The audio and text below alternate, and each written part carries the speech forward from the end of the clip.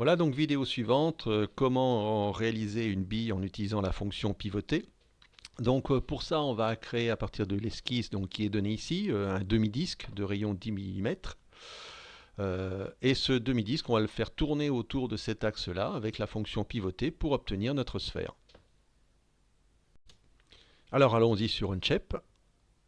Hop, le plan de face, perpendiculaire, notre esquisse.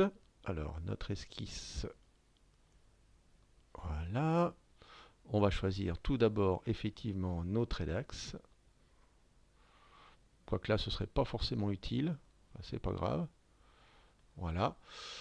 On va tracer un cercle. Alors je vous propose cette méthode là, ça va nous permettre de voir l'outil coupé. Un cercle à partir du centre. Je me mets ici, je trace mon cercle. J'ai oublié de changer le type de trait. Voilà. Je vais retracer un trait à partir du centre qui sera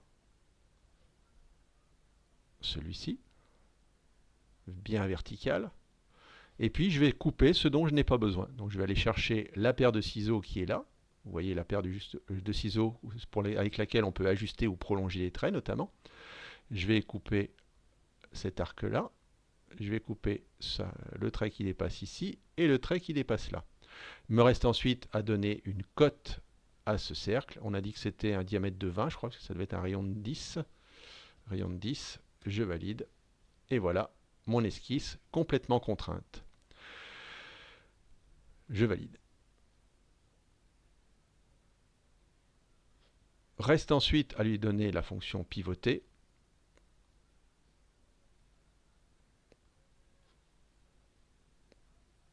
Autour de... Alors là, l'esquisse qui est là, c'est bien la bonne. Autour de l'axe, est-ce qu'il va bien me le prendre? Celui-là, je valide. Et c'est bon. Donc je vous propose d'enregistrer votre bille sous bille-01. Et dans la vidéo suivante, on va pouvoir en fait tracer une esquisse sur laquelle on va écrire du texte. Voilà. À suivre.